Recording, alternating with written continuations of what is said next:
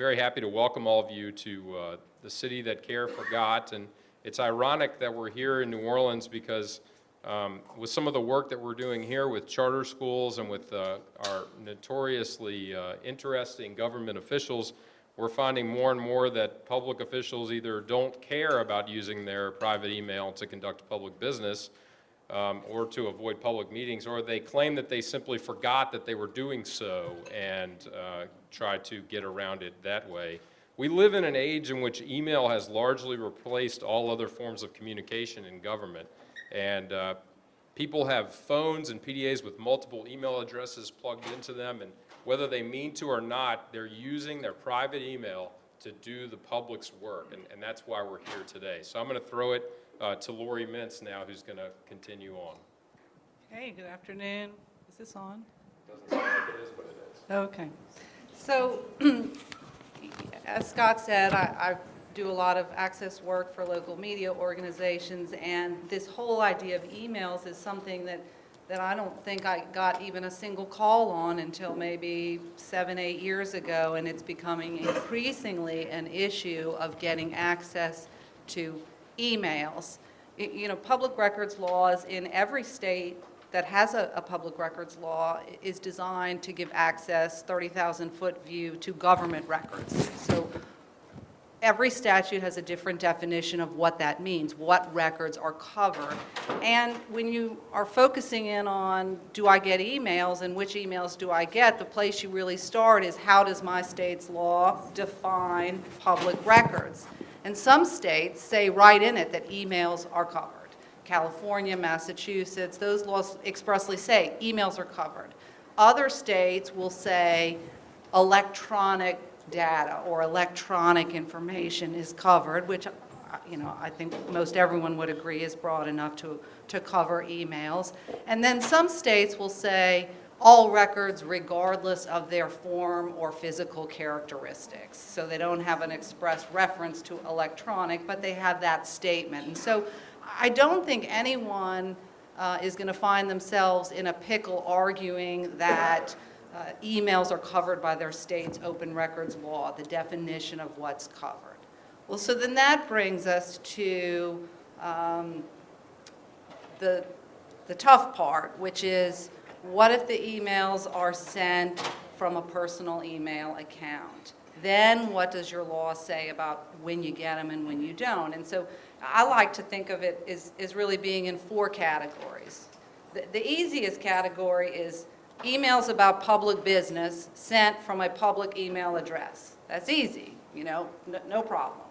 Then we have private emails sent from a private address.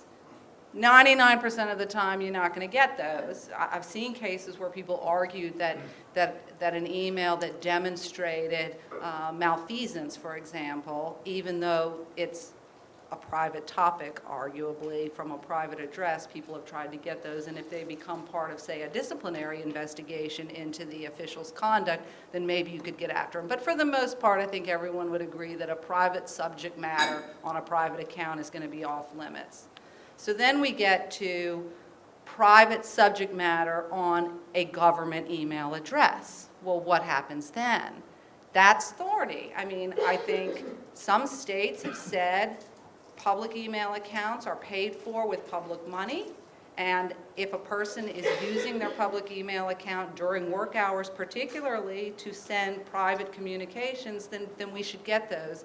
And I know Kentucky and Illinois have at least AG opinions that have come out saying that if you're sending an email out from your government account, it doesn't matter what the subject matter is. More states, though, I have seen say, if it's a private subject matter, you can't get it even though it's been sent on a public email address. One wrinkle, I don't know if y'all have seen this, but we had this here in New Orleans where we agreed that they could take out emails, the sort of, honey, can you get a gallon of milk on the way home emails.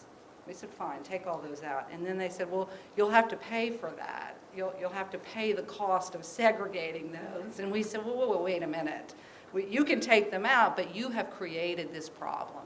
You have created the problem of having to separate public from non-public by using your government email address. So that, that's an issue.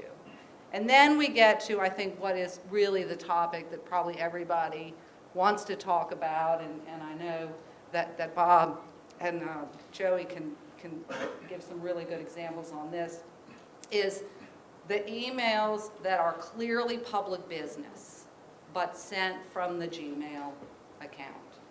So I'm going to turn it over to someone else to talk. So yeah, the issue becomes, I got involved in this in about 2008 when one of my students was covering the OSU Board of Regents and noticed that they were giving pay raises to people to cover the costs of their cell phone payments. People who were expected to be on the clock 24 hours a day, like the school spokesperson, and we're going to pay you a little extra. It's not a state-owned phone. We're just going to give you more money to cover it. And so the question I asked of the student was, well, when they create a message on that has to do with the school's business, is it a public record? And she was like, I don't know. Nobody asked that question. And so we started asking about it, and the university president, who is an attorney, said to her during an interview, well, it's not a BlackBerry, but this is my BlackBerry, and anything I do on it that's school business is still mine. It's private. So the question becomes, well, first off, are they prohibited from doing this by state open record laws? And I haven't found one yet, and of course if they were, then this wouldn't be an issue we'd be going to court over if they couldn't do it. But they typically are allowed to do this. And the issue becomes, as our university president was arguing, was that it was ownership of this device that was the most important. And that's what I've seen, and I ended up doing research on this, looking at as many state cases and AG opinions on this as I could find. And it really came down to the officials arguing, I owned this. That's the difference in here. And I'll come back to that in a minute. The other side, problem with this is that there's no limiting principle here involved. And I had a dean at the time who in a conversation with a number of journalism faculty from around the country, it was a meeting in his office with them, held up a yellow notebook and felt compelled for some reason to tell them that since he had bought this yellow notebook, everything he wrote down on it was private.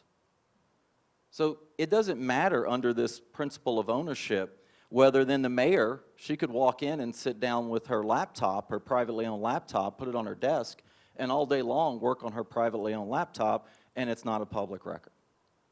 That can't possibly be true, because if it is, it wipes out open government. So the arguments for access become that it's not ownership, it's content that's the key. That's what we care about. Now, state statutory definitions of public records tend to be really broad, as you were describing, and the key consideration that I found came down to, well, in that definition of public record, does it include some language that says it's a public record if it deals with the transaction of public business or official duties? So it's really the document's purpose, why it was created, why it was received, not its location, that becomes most important. So I'll go through some real quick examples here just to give you different ways in which this language can be found in state statutes. Florida, connection with transaction of official business by any agency, okay? Texas, and this has been a big issue in Texas, connection with the transaction of official business by a governmental body or the governmental body owns the information or has a right of access to it. So Illinois says transaction of public business. Oklahoma, we say it a little different. Transaction of public business, expenditure of public funds, or administering of public property. And these are all states in which a court or an AG has said, yes, even when it's created on the official's private email account or smartphone, it's a public record. And by the way, I would also go back and add that in Oklahoma, when our AG ended up writing an opinion on this, he also added in text messages. He said, we're not talking just about smartphones. His opinion was written so that it understood that technology will change, and it's any electronic, privately owned electronic device. If you're creating the public's business on it, it doesn't matter who owns it, but it's more than just an email. Alaska's preserved for their informational value or as evidence of the organization or operation of the public agency. State of Washington, conduct of government or the performance of any governmental or proprietary function. Now, one case, anybody here from Colorado? Well, they've had us, there's one state where this went the other way. And even though the state statute says, defines public record as for use in the exercise of functions required or authorized by law or administrative rule, or involving the receipt or expenditure of public funds, that would seem to be the same kind of language. But the problem is that it also says if the record's in the possession of an individual, not just the agency, and that individual has both private and public capacities, and then there becomes a dispute over whether it's a public record, the requester must show that the record was likely made, maintained, or kept by the custodian in his or her official capacity.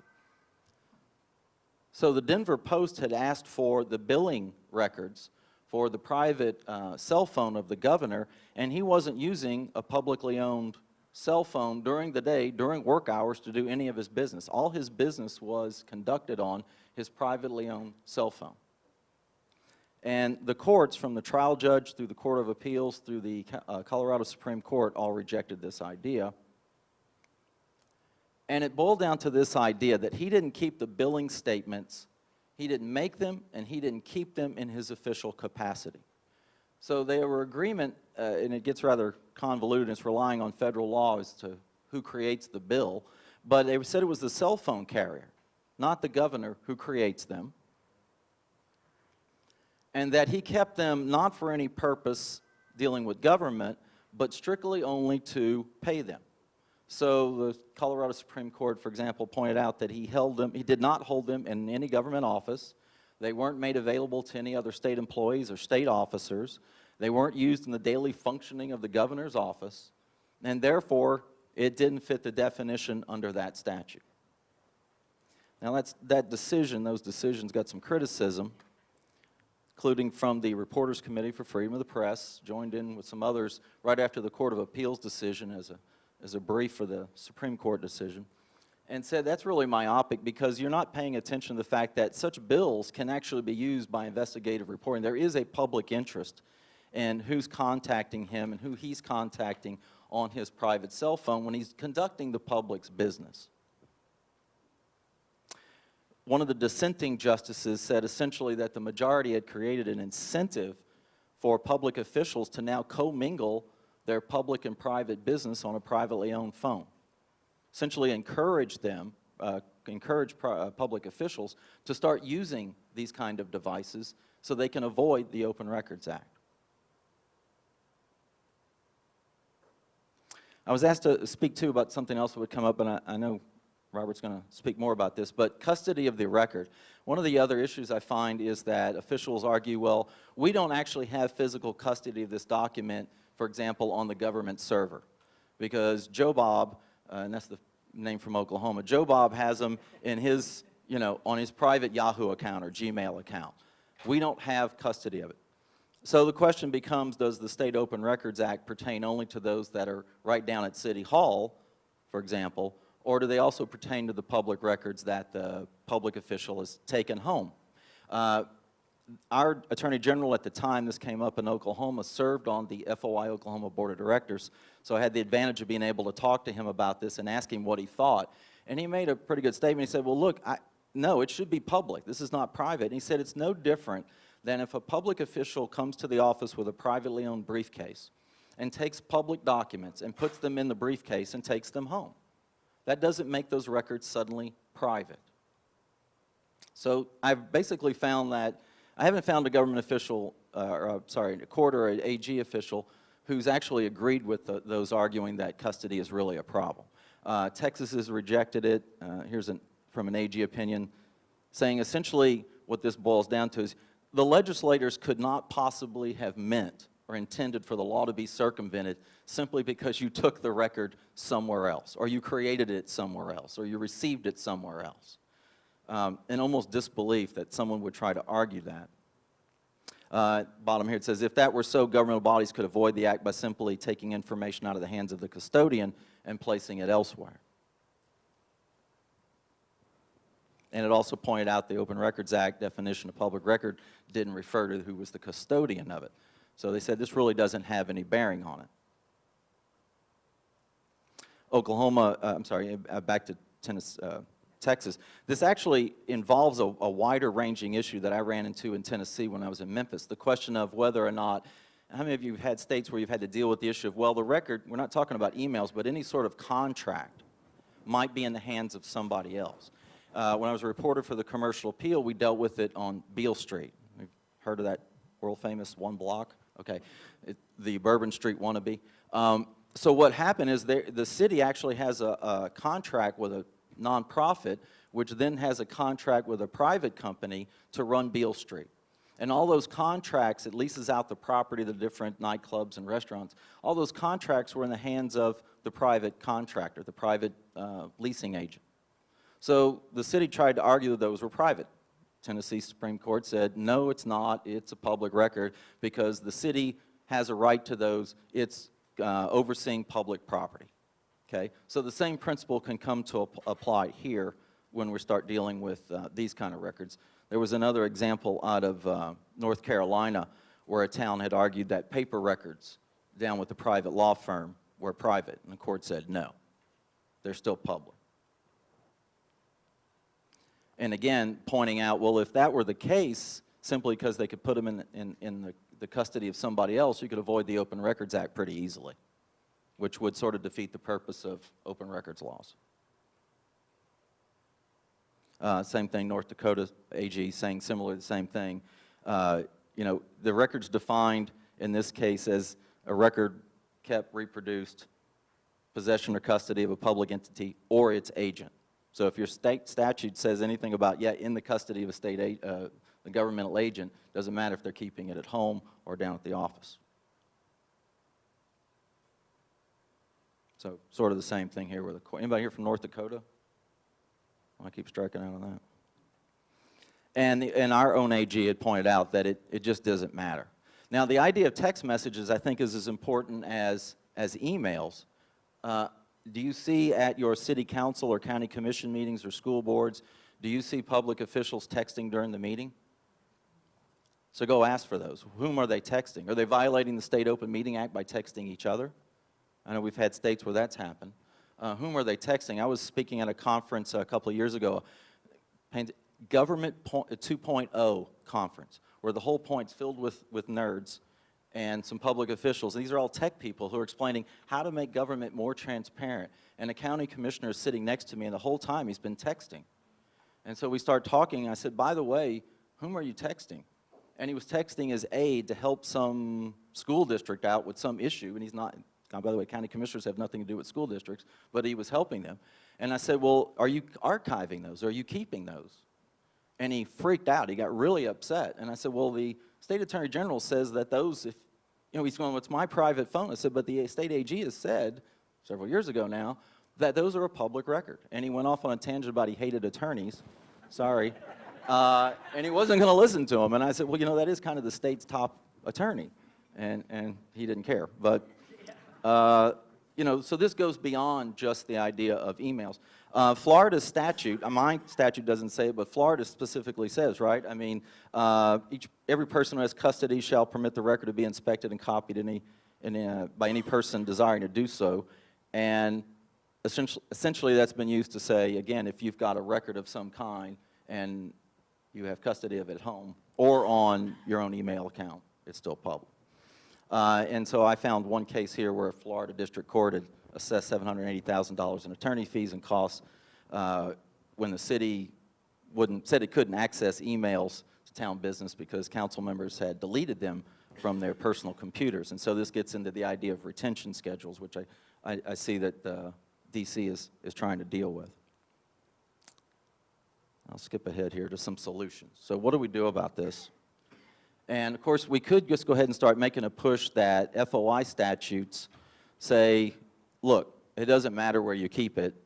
I know it says regardless of physical form, but maybe we need to start putting in location. It says it doesn't matter where it's created, where it's kept, where it's maintained, whatever, it's public, and make it clear. Another way to do it, the exact opposite, would be to say you can't do that. To forbid it by statute or by agency policies that say you cannot use your private cell phone or email account to conduct the public's business. And sort of middle ground here would be to say, all right, if you do, you must forward these to your public account within a certain amount of time. And there's a proposal, I know we have Washington people here, right? Ramsey Rammerman from Washington said, all right, look, what we do is we put together an agreement. And if you're going to be a state employee, you would sign this agreement. It has 3 parts, 3 conditions to it. And the first is that if you are doing the public's business on your private email account, as an example, then you save that in some sort of specially labeled or designated file that says, this is the public's business, this is the folder where I'm keeping all my work. Emails I get, this is where it goes. And then you'd be required to transfer all those files within a certain amount of time to your government account. And then the third part is that you have to delete them eventually, but you have to keep them if there's a pending request. And if there is a request, you essentially have to agree to let your computer be searched. Now, I've run into this in one of our larger cities in the state where a police officer was arguing, you don't have the right to come and look through my email, and the city attorney's office said, well, based on this AG opinion, it's a public record, so yes, we are going to search your computer because if you've been doing the public's business, we have a right to it. I give one last word of caution here, too. And when I talk with public officials, government employees about this, one of the things that comes up is, well, by God, how do you know that they're not doing that? And the last one was speaking to a bunch of career tech people, employees at the educational system, and he was saying that, and I said, so what you just told me, because it's, how do you know I'm not using my email for all this public business, and now I'm telling you I don't have any? And I said, well, so what you're telling me is that you're a steaming pile of horse excrement, that you lied when you said you didn't have any. So you have no integrity. And he said, oh, by the way, you've looked me up, you know me. No, but that's what this boils down to. It comes down to the idea that you actually can't stop people from doing this. Although, I'm surprised you didn't, the example here, East Jefferson, right? Where was Jefferson Parish? Just this week, a story broke that the parish president and the other, what are they called? Commission, I can't remember now. It's council members were using their private email accounts to conduct parish business, public business. For those who don't know, in Louisiana, it's a parish, not a county. All right, so public business, and what they've done is, this lesson is that circle of secrecy is never as tight as they think. And you don't want to make mad one of the people who has some of those emails. And I've seen an example of this time and time again, even in Oklahoma. So in this example, it was a woman official who is, has a sexual harassment. Hell hath no fury. Yeah, like there a we woman go. in scorn. And against the parish president, am I correct? Correct. And so she has these emails. And she's saying, well, here they are. So what I tried to explain to officials is, okay, you've sent this out to other people. Electronically, it's easily spread to other people. So before you lie and say you don't have any, you better make sure you're still friends with all those people who might have a copy. And again, it all boils down to this, as with any open records issue, this really comes down to the integrity, the ethics of the people that we either elect or we hire. So we don't really, policy and statutes, we need to make them as strong as possible, but in the end, we just need to elect and hire better people. And that's it. Bob, do you? Yes, thank you. Okay. Our coalition was started in June 2009, and for 3 years we looked for something to litigate. But in order to do that, we had to file Freedom of Information Act requests. So we piggybacked on some requests that were denied, hoping that we would be denied. And lo and behold, we got the records.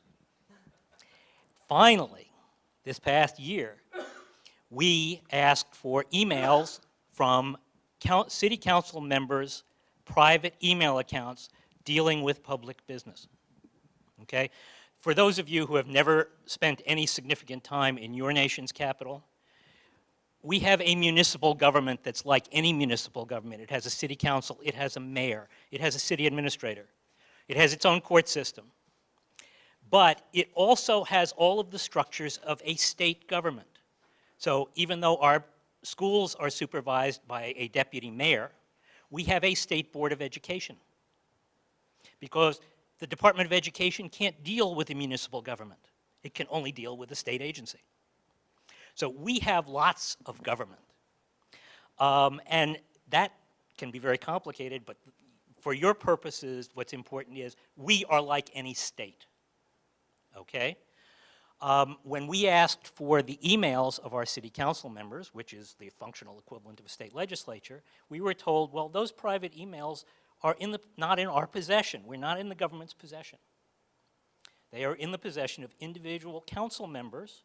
These are elected officials, okay? And therefore, we can't give them to you. So we filed suit. And you have the result of that suit, an agreement by the council that it would make the emails available. But to answer Lori's first category, let's talk about emails sent from public email accounts by the government. We have an Office of the Chief Technology Officer, which provides all kinds of computer services to the executive branch of government, including running all its websites. Its policy says, DC government email is public, not private communications, not only because its principal purpose is the conduct of DC government functions, but also because the email system permits forwarding and other wide distribution of messages without the consent of the sender. Therefore, senders and receivers of email can have no expectation of privacy with respect to DC government email messages. It goes on to say, email messages are public records and are therefore subject to the public inspection, FOIA requests, and legal discovery unless otherwise protected by DC or federal law. Okay? That's the policy of the DC government. So from the standpoint of that, all emails, communication to and from public accounts on the DC government servers, are subject to FOIA. Now, you may not get them because they may be exempt for other reasons, whether it's deliberative process or discovery or, that deals with law enforcement or whatever. But the point is, any email sent from a DC government server is going to be public. Bob, how about is there a legislative privilege? Here in Louisiana, we have a legislative privilege that they sometimes claim to not produce emails from constituents. They have sort of tried to claim that, but there is nothing in law that says that privilege exists. They're very inventive about privilege, about exemptions, okay? They create exemptions on the fly, okay? And often one of the things I always tell people is, when somebody tells you you can't have this because it's not covered, it's exempt under the law, the first question should be, show me the exemption. What are you claiming is the basis for the exemption? To get back to our emails, we sued them, and we said, look, this is a government official. Our former mayor, the mayor who was there immediately before our current mayor, had 3 BlackBerries. You could see him in meetings. He was using 3 BlackBerries to communicate with constituents and to do all kinds of things. And, that's the way the government is now operating, particularly younger, more computer savvy government officials. And if those emails are not public, then we don't have any insight into what the government is doing. So in our case, we went and we said, look, this is a private account, but this person is conducting public business. The law talks about records which are related to the government's operations. It doesn't talk about documents, and it includes contractors who perform services for the government. So if there's a company out there that runs a city hospital, it is subject to disclosure. The agency that supervises it has a right, when it gets an FOI request, should go to the contractor and say, you have the records that are responsive, give them to us, we will disclose them. So in that sense, an email is not much different. For your purposes, You all have a different issue than we do because our space is very small. You all have government officials who may work in the Capitol, but they have district offices, okay? And their district offices may be in their car dealership or law office or someplace else that's not owned by the, or leased by the government. If your records, if their records, they walk out the door of their official office with them, go to their district office, if those records are no longer public under the Act, then the Act has no meaningful effect. So this is it's an important issue for all of us. And I think the states that have dealt with text have generally, Illinois has done it, Alaska has done it. The Reporters Committee filed something in Texas, what, a month ago? There's a memo, and I'm sure if you ask them, you can get it. It may be on their website, on the issue of text messages. And generally where it's come up, they've been treated largely like emails. The problem with text messages is you have two different kinds of carriers. You have phone companies that provide text message services, and you have ISPs. And they are governed by different federal laws, and their retention is governed by different statutes. And the ISP people, like Google, Gmail, don't have to retain for very long, as I understand it. This is not my area of expertise. But the phone companies are different. So you have to deal with that. Now, one of the problems that comes up with these emails on private accounts is one we have raised with our city council, but haven't got an answer on yet, and it may take a while. Government officials, particularly elected officials, are there for a period of time, and then they're gone. They get unelected or they don't run again.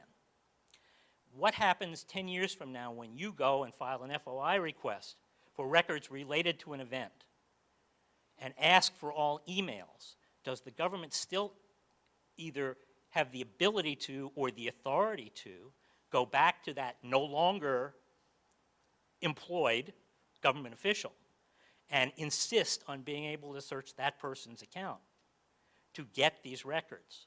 What the DC policy now says going forward, and this is two separate policies because the mayor issued a policy for the executive branch, and now the council has issued a policy that you have in the handout, that anytime an official uses a private account, they are supposed to CC their public account.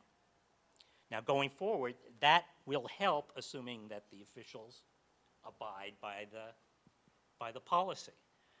But if you have anything that's sort of archival, there may be a problem going back later on and getting those records. One possibility is to say, annually maybe, that the custodian of the agency's records should ask for a dump of all of the employees or elected officials' emails that are related to the public business so that they can get them into the archive. But whether people will actually do that is an open question. I guess one of the ways of dealing with that, if you started to see a chronic problem, is to say that failure to copy your public account is evidence of willful attempt to frustrate the act, which in many, if not most states, provides you with some judicial power to get the records that you might have had a lot more trouble getting, because willful violations in order to circumvent the act are often frowned upon. So you may have some strategy that you can use to get at these things in the future, but I think that's an open and very critical question to answer, and we've been assured by the General Counsel of our City Council that they will make the records available. How that's going to happen, I don't know. And you want to open the question for questions? Is it time for questions yet, Ken? What time? Okay. One of the things that I wanted to speak about, we often speak about private emails and relations to public records, but a situation we've come across here in New Orleans is using private email accounts to avoid open meetings. Recently, we had a defector from a charter school board send a bunch of emails to a media organization that I represent that showed that members of a charter school board, and you may not have charter schools in your state, but here in Louisiana we have what are essentially public private schools that take public money and have a admissions policy and things of that nature. And this one in particular had an 8-member board that was sending emails around and talking about firing people that normally has to happen in an open meeting.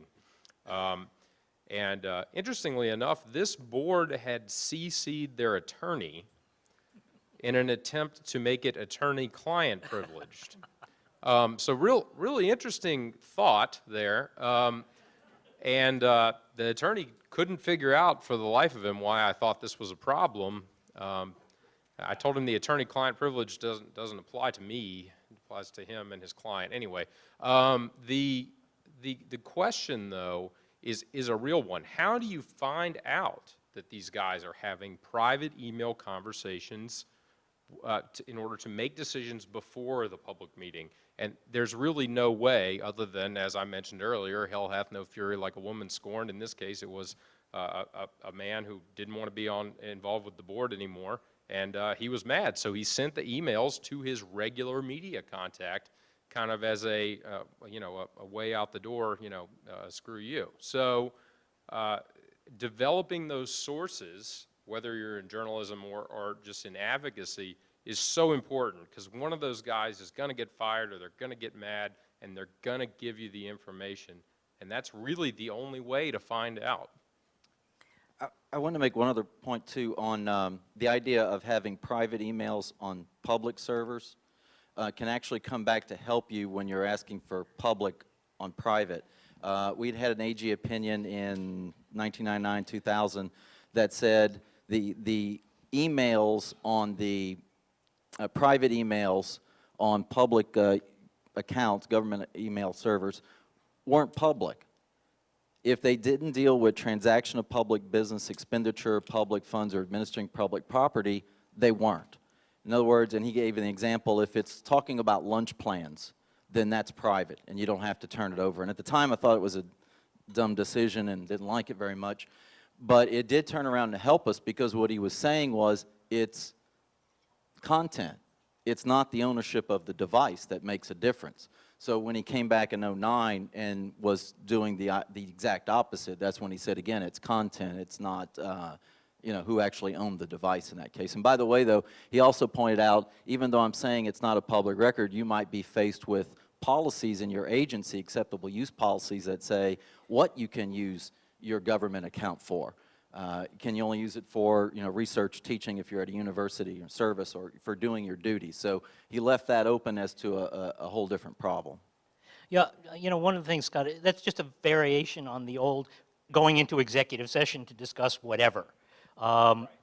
Reporters always had the ability to find somebody who wasn't happy with the decision who would readily tell them what happened in that meeting. So this is just a variation on that. Well, I'll take the liberty of asking the first question. There was you guys have talked a lot about custody, which is a huge issue in this case. I know there was a Supreme Court case in Alaska that made email records of aides to former Governor Palin subject to records to public law long after she had left office. There was another case in New York State making records of former Attorney General Eliot Spitzer after he'd become governor, subject long as after he'd left office. What if somebody was trying to write the model statute to deal with dodges that involve using private accounts to hide stuff on purpose? What's the best language? What should it say? Well, again, I think the three-part agreement that the Washington guy was saying, the idea is you just say, look, either you can't do it, or everything has to be shipped over to your public account. And I think, anybody here from Ohio, I think the Ohio Attorney General had that policy years ago, that if you're doing the public's business, you have to ship it to your account for his office within a certain amount of time, and pretty quickly, too. I mean, again, it comes back to, can they always lie and hide? Yeah, in which case it comes down to being good reporters and find somebody who's actually got the email, or we'll rat them out. Ken, the technology is very easy, because your iPhone, any email system on a phone, allows you to copy yourself or copy someplace every time an email is sent. And one of the solutions is to say, the technology office for your agency is going to set up your phone so that things are copied.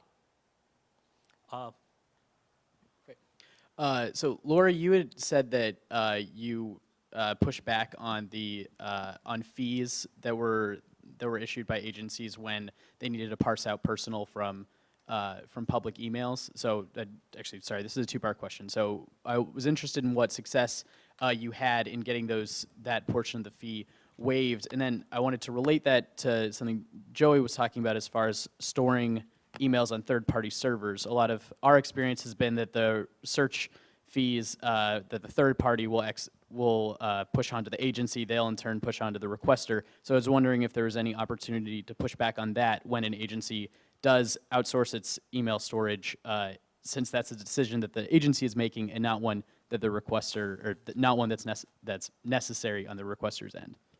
Yeah, in our case, we sort of had a two-part argument, and the first part was that our particular law says that you cannot be charged to inspect public records. So if you want copies, then they have a fee schedule and so on, and there are fights about that too, because it's so easy to copy things now onto a DVD that, you know, you have that dispute, but you cannot be charged to inspect. So our first line was, well, we don't want we just want to inspect them, and so you'll have to segregate the public from the non-public and allow us to inspect them. There is a provision in our law that says that the requester cannot be charged for the cost of segregating unless ordered by a court for good cause, which really puts the onus on the public body to go and get that court order.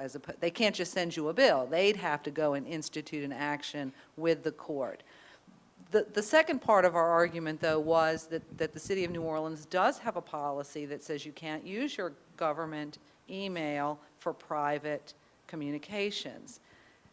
Everybody does it anyway. You know, it's too easy to say, can you get the gallon of milk on the way home?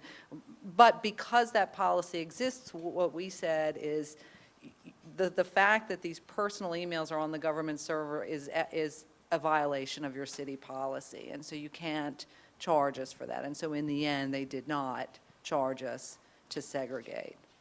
I know, though, that now I have seen since that time at least some agencies within city government here put taglines on their emails, and so they're tagging them as personal or attorney-client privilege or whatever, somehow, so that they will be much easier to segregate later if they're faced with a request. In Oklahoma, we haven't had this litigated, but we've had it come up, and we fought it simply by pointing out that, first off, in our state, you're entitled to inspect the records. And then, as I think I was explaining this yesterday, we have a statute that says search fees can't be charged to reporters, scholars, authors, and even taxpayers if it's in the public interest, and it's defined as if you're asking for the record to make sure your government's doing its job, honestly, competently, that kind of stuff. So when this has come up, we fought it sort of through blogging about it and getting the newspapers and TV stations involved to say, this agency is trying to charge a bunch of money to segregate these things out. What they're doing is sending them to their lawyers and saying, we're going to have to charge you for his time.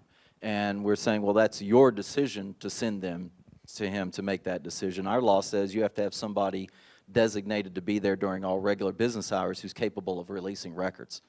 So you shouldn't be sending them over to your attorney.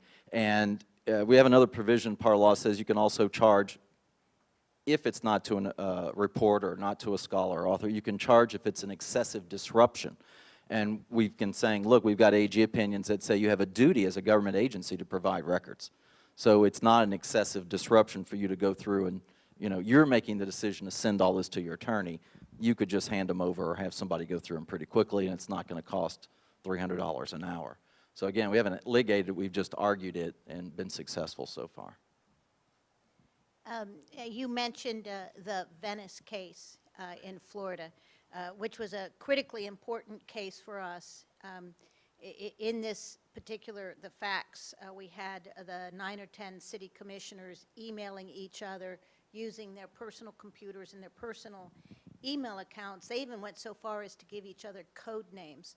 You know, here's an email from Dopey to Sleepy, and then Sleepy responds to Snow White.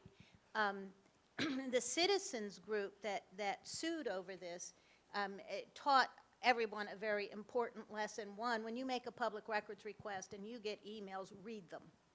Because in those emails that were on the city server were references to these other communications.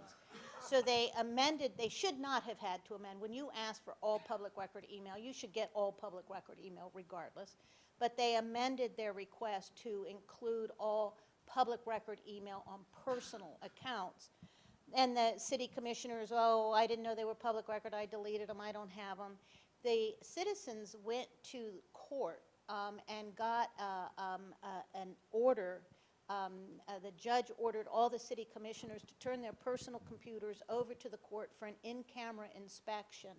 And he hired a forensic technologist who went in and was able to recover all of those deleted emails. And now this has become sort of pro forma. You read the emails. We had one from the governor's top advisor saying in a public record email, please don't use my .eog, eog.gov email address. Use my personal address. I'm trying to avoid the public records law.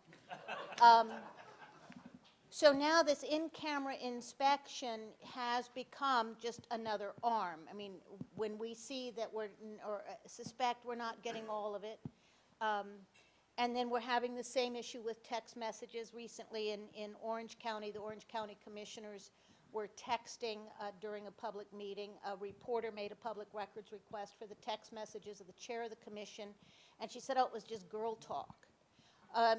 We later found out that the commissioners were actually texting the lobbyists who were in the audience who were opposed to an ordinance, and the lobbyists were directing the commissioners as to how to conduct the meeting. And a lot of the commissioners deleted their text message. Oh, I didn't know they were public record. In this particular case, the citizens who wanted this ordinance have filed suit in civil court, and the state attorney has ordered a criminal investigation, and our Florida Department of Law Enforcement has ordered the commissioners to turn their personal cell phones over to law enforcement for a forensic technologist to get these text messages back. And I can't remember, apologize, I can't remember if this was Florida or not, but I know there's a case too where even with emails, private emails that were on a private email account, the court said the government also had to turn over all the metadata with it. So you need to make sure you're asking, because you might not see who everybody else it's been sent to, copied, and said, look, if the content is still public, the whole thing is public. And I've altered, I tell people now when they're asking for the records to ask for their government and private email accounts, text messages, and whatever, just to make sure, even though the AG opinion is getting to be old now, I make sure that they're still telling people up front, I want you to look there. I just wanted to share a text message success story as well, and perhaps not as dramatic as Florida's, but the newspaper I worked for had found out that city council people were using text messaging during deliberations on major projects. We requested the records. We had the benefit of a city attorney who believed in open government and had actually 2 or 3 years prior issued some guidance to the council to say, keep in mind, just like your email accounts, any text messages that you do are public. And again, we found them communicating with each other. During public testimony, we found out that they were communicating with lobbyists on projects. But there were a couple of things that sort of worked to our advantage. One was having that city council or city attorney on our side, and the other was having a city council person just make an offhand remark about all the texting that took place to our reporter. So.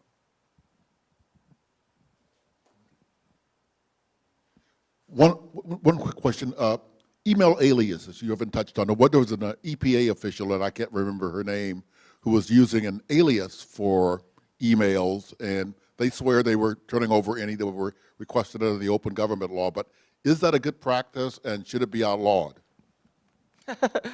Is it a good practice to have them using aliases? Are we unanimous on no? Well, I think if your act has a provision that penalizes in some way willful circumvention, then it's a very good practice. Only if I can be grumpy. That would be I like that alias. I'm from Virginia, and we're one of the states that does define a public record based on the content instead of who has it. And we've been fortunate, and something that I would recommend in your state, if you can, is to have, for us it's the Library of Virginia who does the records and analysts that does for archival purposes and such, and they're the ones who do the retention schedules. They've been very active in creating policy and policy guidelines for state agencies, for localities as well, excuse me, but just policy guidelines for when you keep your, how you maintain your public records, even if they are off on these private accounts. And so we've had a unanimous voice from library, the FOIA Council, and from the Attorney General until he decided today that he wasn't subject to FOIA. That it stresses that it is based on the content and not on the possession. And when we do training sessions, what the library is able to do is to talk to them about saying, this isn't even about necessarily the Public Records Act. This is about your historical record, and so you have a duty to be maintaining these just separate and apart from whether or not you have to turn them over versus by FOIA. That doesn't necessarily mean they turn them over when they're asked for, but they tend to be keeping more than they might have otherwise. I do think that education of public employees from the bottom all the way to the top is really important, and most states have criminal destruction of public records. It's a crime to destroy public records, and so when the city council member deletes emails on their Gmail account that are discussing public business, they could be prosecuted for that. And so, maybe they should be prosecuted for it. And we certainly see a lot of cases where they are intentionally using the Gmail account to circumvent the public records law, intentionally deleting that. But I think a lot of times they don't even realize when they come into office or they are hired for a particular position that those records are subject to disclosure and have to be retained under the retention schedule. So I think, training and education is a big part of it. And state librarians are a big help. And in fact, the AG opinion we had in our state, about half of it deals with the Open Records Act. The other half deals with the Records Management Act, the retention schedule. Because in our state, you have to have a government official, agency director, or legislator ask. So the State Department of Libraries actually asked the question for me. And so when we wrote it up, they wanted to know not just about the open records part, but they brought up the Retention Act. Now, unfortunately, in our state, that actually only applies to state agencies. The way our state law reads, municipalities should write their own. But we've also had then city council members who are big open government people go ahead and write their, get one pushed through their city council, because one councilman in particular found out his city was deleting them after 24 hours, even on the public account. So, yeah, retention schedule is important, and find other stakeholders like the state librarian who'd be interested in helping out. Yeah, I think before you even get to retention, you have a bigger issue, particularly with texts, which is there's probably no government in this country that runs its own phone service. So those text messages are going through private servers regardless of who owns the phone. Okay? So you have to talk to the technology people in your government about how those texts, whether they're ever recorded on a government server. And if they're not, what is the government agency going to do to make sure that they are archived? And that's a big technological issue. And probably not many, if any, have dealt with it. I have a question. We've been talking about emails as records this entire time. I've been fascinated by the concept of emails and text messages potentially as meetings. In especially in smaller levels of government, you have officials, instead of conducting a meeting, conducting business by email so they don't have to conduct a meeting. And in South Dakota, we have our public meetings law says if a quorum of public officials is discussing official business, that's a public meeting that has to be noticed. can an email conversation, can a text meeting, can that be considered a public meeting? I think every AG opinion I've seen on that issue says yes, that if you have a quorum of the public body communicating, it's trickier, I think, if you know, Bill emails Scott, and then Scott emails Lori, and then Lori emails Billy. But if it's just a two-line with CCs and they're all in it, every AG opinion I've seen on that says that is a circumvention of the open meeting law. And we've got an AG. Right. And we've got an AG opinion on serial meetings, not like Captain Crunch, but, you know, in a series. And Walk-in quorum. yeah, and it says that's still a violation. Because under the way our law is written, Open Meeting Act, you can have less than a majority, less than a quorum can actually get together and discuss business, which is a big problem in my state. But he does say, look, but if, you know, these two talk and then she talks to him and he talks to me, yeah, that's a serial meeting, that's a violation. It's an attempt to come to a consensus on how they're going to vote, what they're going to take action on. It's illegal. And you know, Scott and I just had a case in that where what they did is they were trying to decide who should be selected for this important position, and so they circulate all the resumes, and then they do what they call the top 10 exercise, and the chairman of the committee individually calls or emails each member of the committee and says, okay, now you give me your top 10, now you give me your top 10, now you give me your top 10, and then they tally it up, and amazingly they come to a decision, so that when they ultimately had the meeting, it was really short. It's a miracle. We probably have time for 2 more questions, so. I am from California, where we've litigated a number of these cases, sometimes successfully, sometimes not. I wanted to ask a question, though, at the level of public policy, because we're also getting involved legislatively in trying to plug certain of these loopholes, to clarify the law in a way that would make it more press-friendly. And so, at that level, certain policy questions do come into play. And so I'll play devil's advocate, if I could, here for a moment. What do you say to the argument that certain people, at least, like a governor of a state, the mayor of a big city, maybe a few other people, ought to have a confidential means of communication for their official government business? We all have confidential means of communication, not only for our personal business, but for our business affairs. And also take into account the fact that before there was email, there were telephones, and you couldn't ever get access to the substance of the phone conversation. And email, for most government officials, has simply replaced the phone to provide a more efficient means of the same kinds of communication.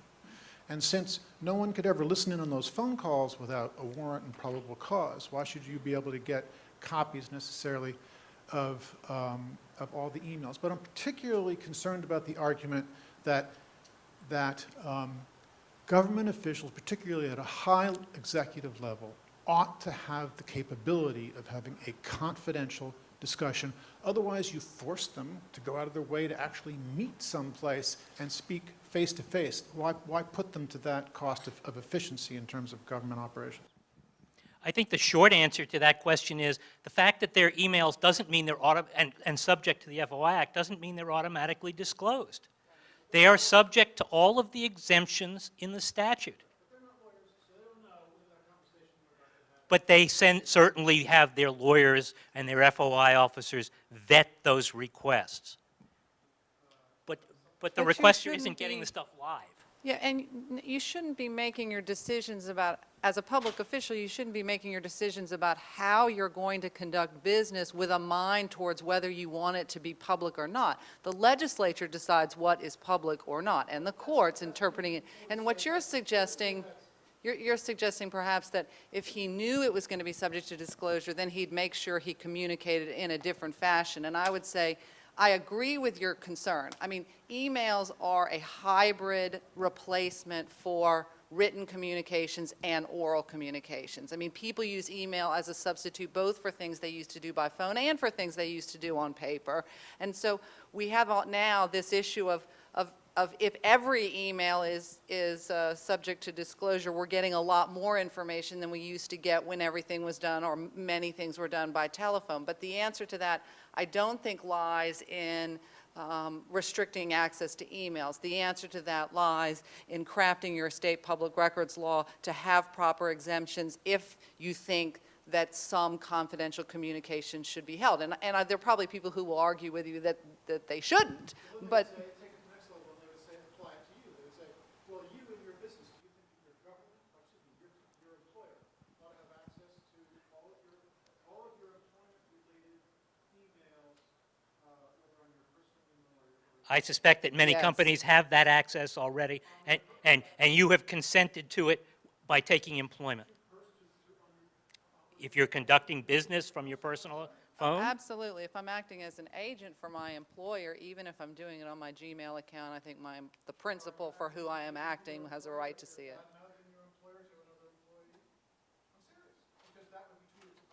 If you're, I think if the person, before going into the conversation, is asking whether he should use a means of shielding that conversation from some scrutiny, which may become public because it's under the FOI Act, then the person is coming very close to trying to circumvent the act. Time for a quick question and quick response.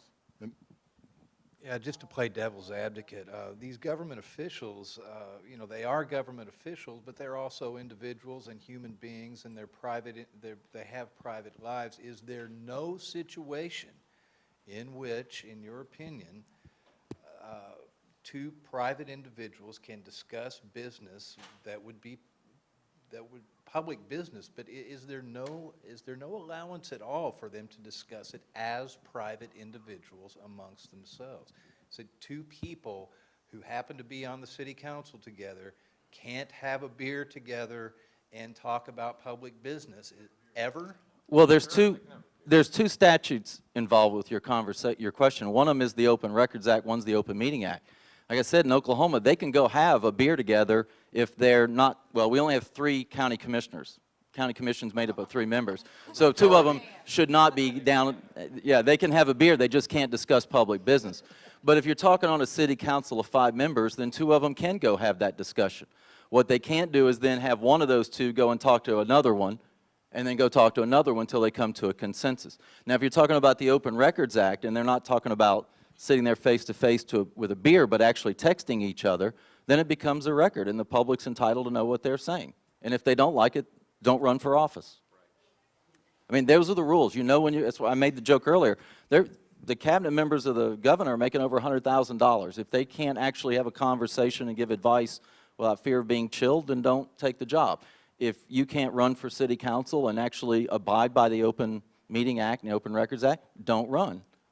I think Texas, wasn't it in Texas we had the city council try to claim it was an First Amendment violation to enforce the Open Meeting Act, and the court said no. But Texas also had the urinal exemption, where 2 of them would go into the John and talk about it, and then one of them would disappear, and the third one would come into the John.